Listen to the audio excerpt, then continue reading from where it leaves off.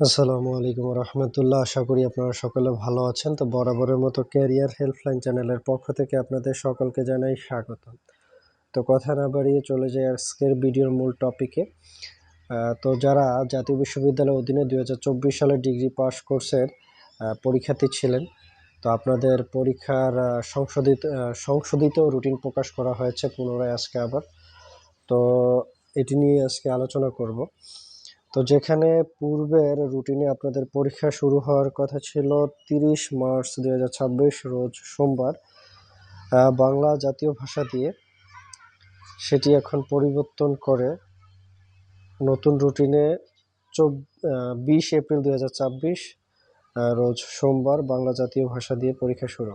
এর মানে বুঝতে পারছেন যে আপনাদের মার্চ মাসের 30 তারিখের পরীক্ষাটি পিছিয়ে 20 এপ্রিল তারিখ নেওয়া হয়েছে।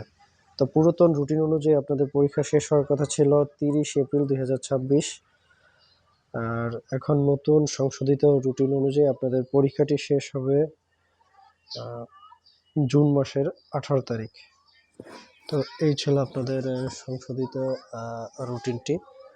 তো যাদের রুটিনটি প্রয়োজন আপনারা চাইলে এখানে স্ক্রিনশট দিয়ে রাখতে পারেন অথবা ভিডিওটি ডাউনলোড করে রাখতে পারেন। তো আপনাদের সুবিধার্থে বলি, জাতীয় বিশ্ববিদ্যালয়ের সকল প্রকার আপডেট পেতে আমাদের চ্যানেলটি সাবস্ক্রাইব করে বেল বাটনটি অল করে রাখতে পারেন, তাহলে সকল প্রকার নোটিফিকেশন সকলের আগে পেয়ে যাবেন ইনশাআল্লাহ।